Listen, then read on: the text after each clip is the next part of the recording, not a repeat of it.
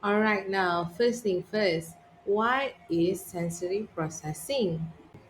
We are always taking in information from our eyes, ears, body, and skin. This is called sensory input. Nerves throughout our bodies take in the information and our brains process it. Tells what it means. As you are reading this, you are processing and making sense of sensory input. Okay, there are seven of the common sensory input.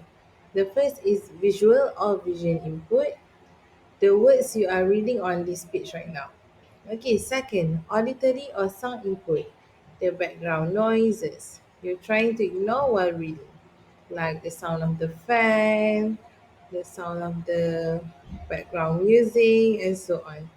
Third, tactile or touch input, feeling the paper you're holding, the seat you are on, and the clothes you're wearing. Fourth, the olfactory, also known as smell input, the smell of dinner cooking or the perfume you're wearing right now. And the fifth is taste input, the mint gum you're chewing, if you're chewing. Six, the movement input. Okay, as for movement input, there are two parts, proprioception and vestibular input. Okay, proprioception is the sense of our position in space, while for vestibular input is the feeling of gravity. All these senses work together to allow us to carry on our daily activities. When we step into the bathtub, we use our movement, tactile, and visual senses. This becomes so automatic that we don't even think about it. When we are able to process sensory input well, our nerves and brain control this input without effort. We feel just right and we are calm, alert, focused, and ready to learn, work, or play. Okay, as for SPD, these are the key to remember. Sensory processing is a neurological disorder, meaning the behaviors a child with SPD displays are primarily to bring order to and ground his or her nervous system. The foundation sensory system, which developed first in utero, is the somatosensory system upon which other senses are built.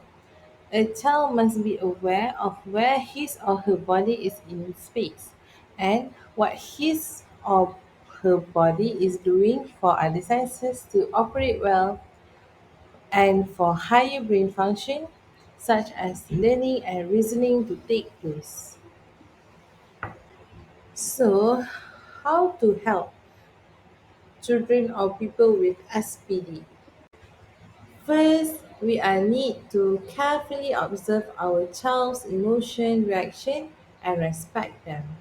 Then, be in tune with your child's sensory preferences. Does he or she seek or avoid certain types of input? Next, if your child seeks intense sensory input such as jumping, crashing, and falling, incorporate this into safe activities such as bowling, monkey bars, trampoline, and pulling a heavy wagon.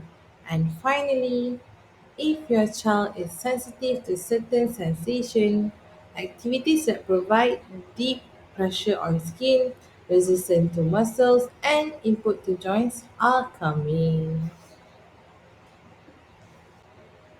Okay, now 10 fundamental facts about SPD.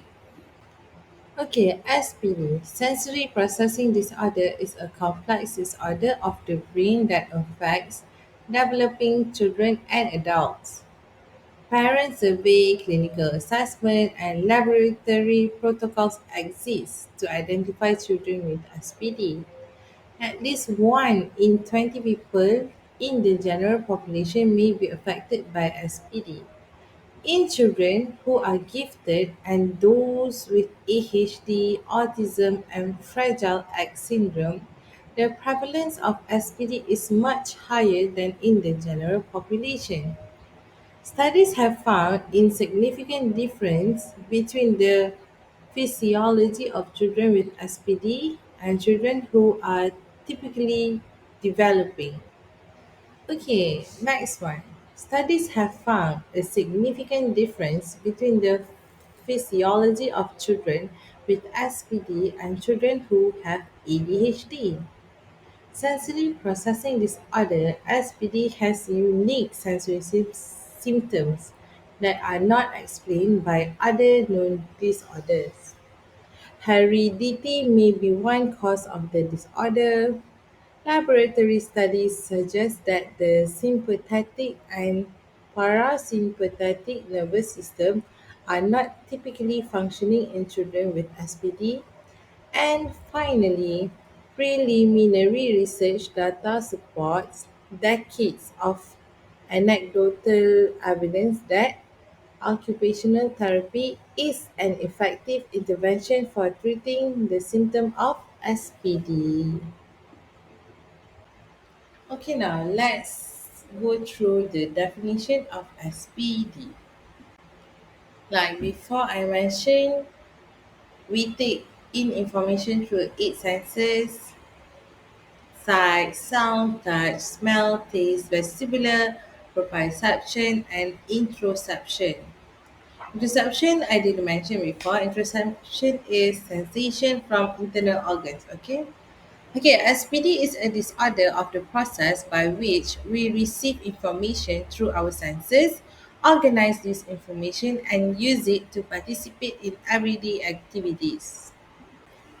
So now, what does SPD feel like? It actually feels like a traffic jam of information in the brain, and the children with SPD may feel bombarded by information, may crave intense sensory experiences, or they may be unaware of sensation that others feel. And finally, children with SPD may also have sensory motor symptoms such as a weak body, clumsiness, or delayed motor skills.